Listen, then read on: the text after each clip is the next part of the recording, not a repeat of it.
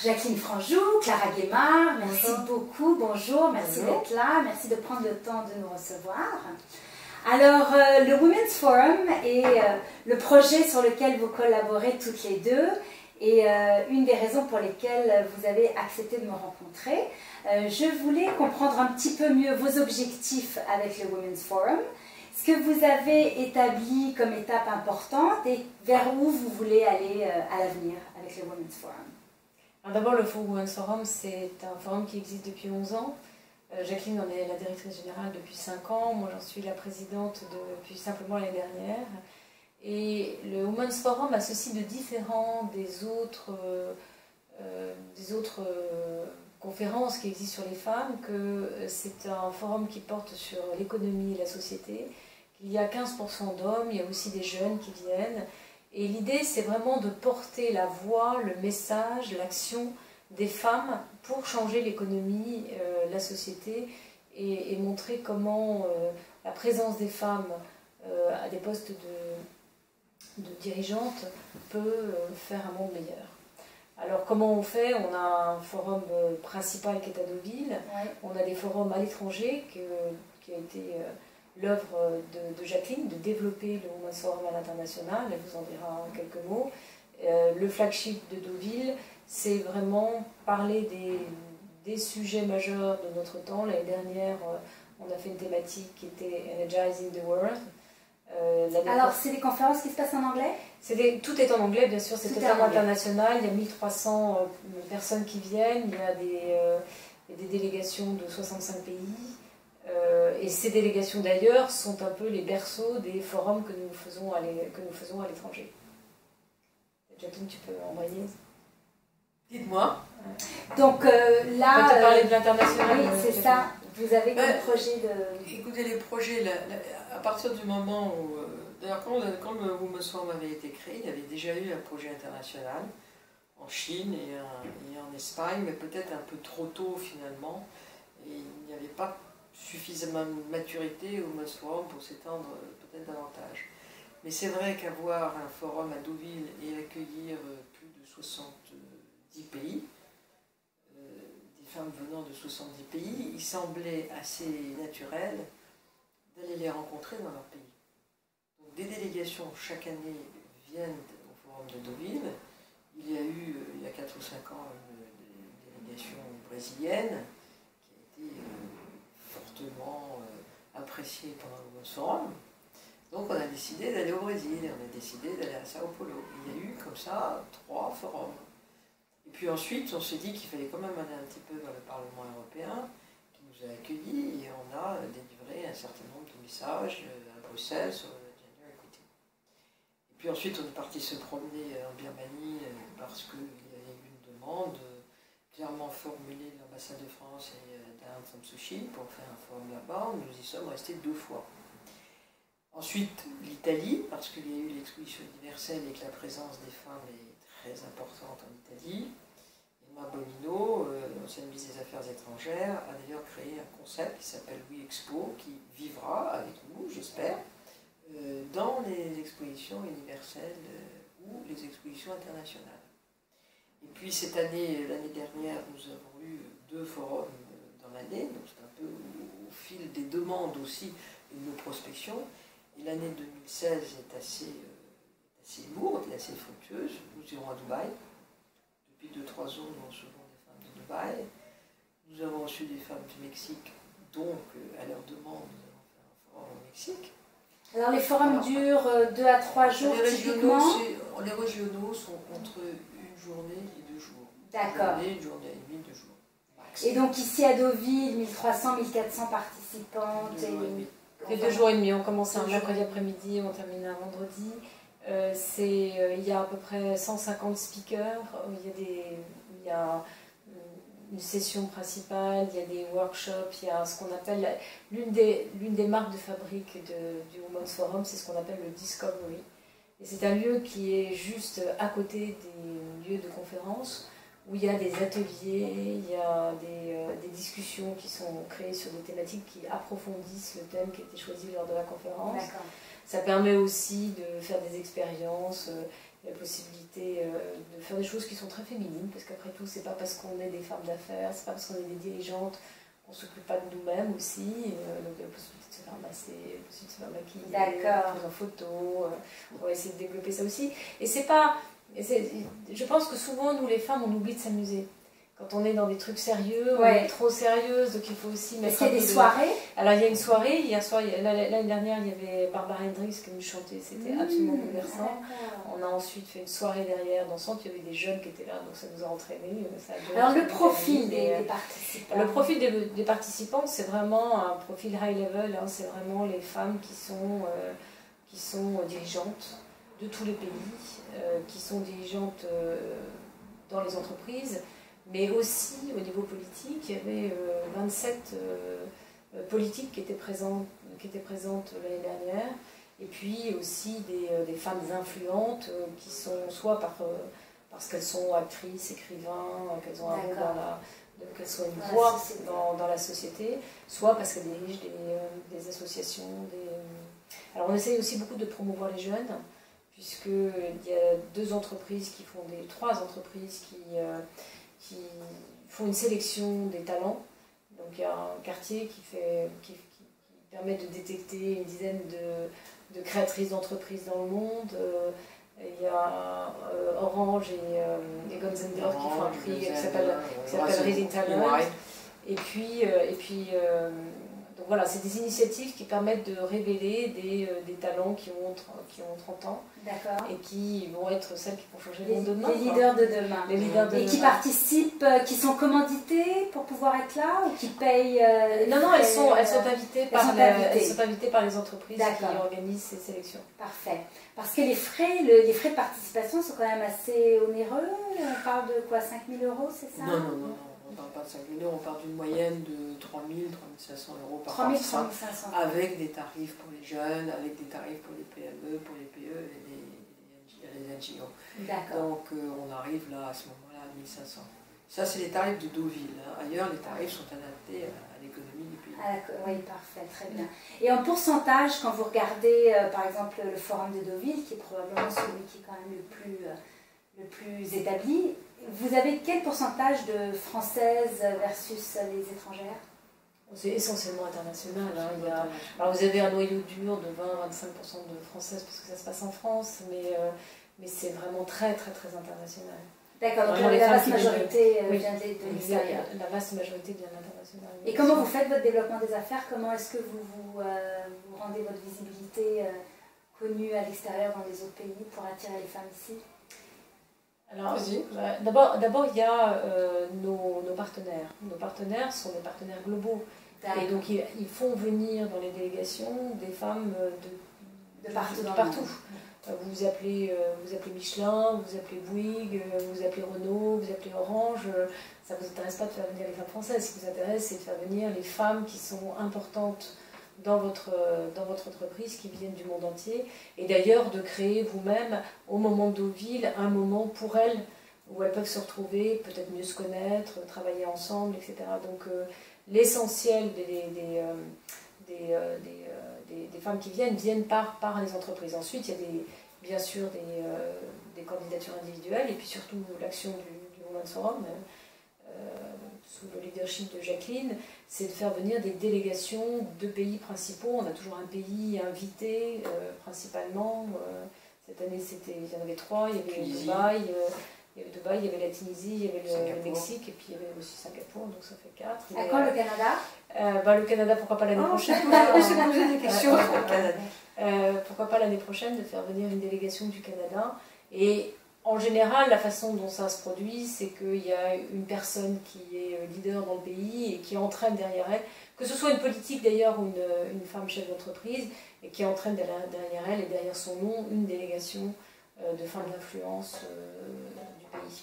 Et puis très souvent, ça conduit à l'idée, comme on est toutes pas manchottes et qu'on a toutes envie d'agir, ça conduit à l'idée de créer un Women's Forum dans le pays. Donc si vous venez l'année prochaine avec une délégation du Canada, l'année prochaine, on pourra, l'année d'après, pourquoi pas faire un forum, un Women's Forum au Canada, avec grand plaisir. Alors nous au Canada, on a le International Women's Forum qui est très très actif, qui vient des États-Unis, qui est basé à New York. Donc je vois beaucoup de similarités entre les deux. Non, c'est pas tout à fait pareil. C'est pas pareil. L'International Women's Forum a été créé en 1980, donc a une ancienneté assez longue, et fait plus dans le training et le coaching que nous. On fait un métier presque assez différent en fait. Et très complémentaire. Mais complémentaire. Très complémentaire, parce que nous, ce que nous essayons, d'abord on est beaucoup moins américain-centrique, si je puis dire. Moi, je participe à beaucoup d'événements qui ont lieu sur le continent américain et qui sont à 80% avec des femmes du continent américain, qu'elles soient d'ailleurs américaines ou canadiennes. C'est d'ailleurs très intéressant parce que ça crée une vraie communauté très solide. Les femmes se connaissent, sont amies, font du coup des affaires ensemble, donc c'est très très précieux. Nous avons une approche qui est un peu différente parce qu'on n'essaye pas simplement de créer un network très solide, mais surtout on est très très international. Comme on vous disait tout à l'heure, il y a 70 nationalités qui sont présentes, et les Françaises sont par définition absolument pas majoritaires. Et puis surtout, ce qu'on essaie de faire, c'est de mettre en lumière à partir des thématiques qui sont des thématiques d'économie et de société. Ouais. Alors bien sûr, on a des moments de coaching, des moments où on accompagne les femmes sur le leadership, comment devenir membre d'un board, etc. Parce que les femmes ont besoin de ça. Mais ce n'est pas le but principal du forum. Le but du forum, c'est de parler des vrais sujets économiques et de société et quelles sont les réponses que des femmes dirigeantes y ont apportées. Par exemple, l'année dernière, quand on a fait la thématique sur Energizing the World, on est parti de deux angles principaux qui est évidemment l'émergence du digital et comment le digital fait que chacun pourra avoir accès aux besoins vitaux, et la frugale économie. Quel est l'impact de cette approche complètement différente de faire de l'innovation par la rareté, et aussi le fait que c'est celui qui ne sait pas qui finalement a le plus de chances d'innover, puisqu'il part sur un terrain vierge, et comme on est aujourd'hui dans une économie complètement disruptive, avec des nouvelles manières d'agir, finalement partir de zéro, c'est quelquefois plus simple que de devoir transformer des structures extrêmement lourdes. On a eu plein de débats passionnants, mais il y en a eu un qui était très très intéressant. Le patron d'Accor, Sébastien Bazin, s'était prêté au jeu de dialoguer avec des jeunes de la génération Z, dont certains sont des tout jeunes entrepreneurs. Et c'était très intéressant de voir comment finalement le gros était peut-être celui qui se sentait le plus fragile par certains aspects face à la nouvelle économie, face à Airbnb, face à l'ubérisation de l'économie, etc.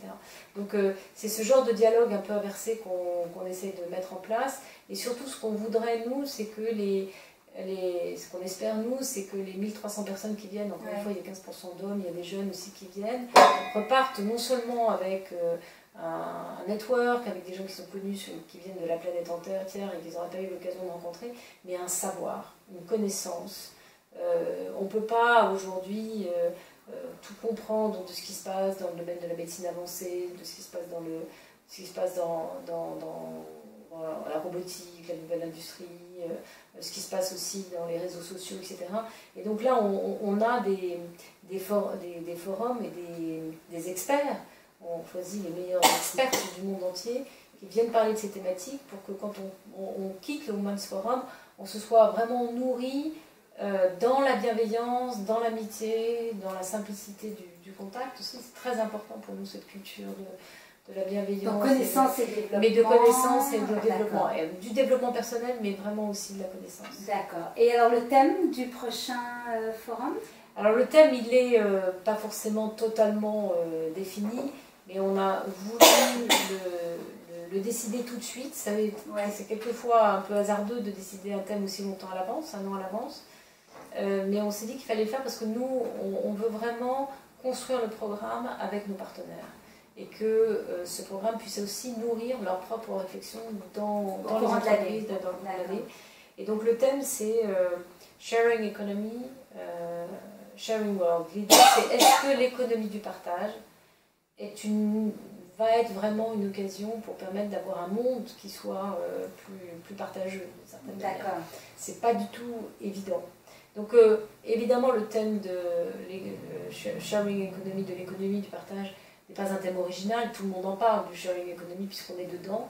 Nous, ce qu'on essaye d'apporter, c'est un regard différent, qui est un regard pas simplement de se demander si ça va être disruptif, si ça va changer le travail, si ça va changer nos manières de concevoir des produits, ce qui est important, mais c'est surtout, est-ce que tous ces changements vont permettre d'avoir un monde meilleur et un monde plus égalitaire? C'est ça notre thématique. Intéressant. Et quels sont vos objectifs pour les, disons, 3 à 5 prochaines années? Est-ce que vous avez quelque chose en particulier à part de continuer à développer à l'international? Je pense que le développement à l'international, on essaie de continuer. On a quand même 5 forums l'année prochaine, 4 à l'international, j'espère.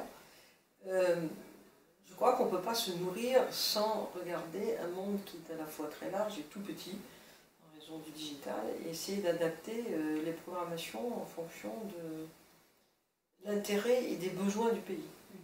Si nous allons à Dubaï, on comprendra assez aisément que le problème des femmes de Dubaï, c'est de sortir d'une image peut-être un peu stéréotype qu'on diffuse un petit peu partout, dans un monde difficile et dans des situations difficiles, et de les faire admettre à l'international parce que autrement tout ce qui les intéresse c'est ici, je veux dire, c'est juste le centre de la région.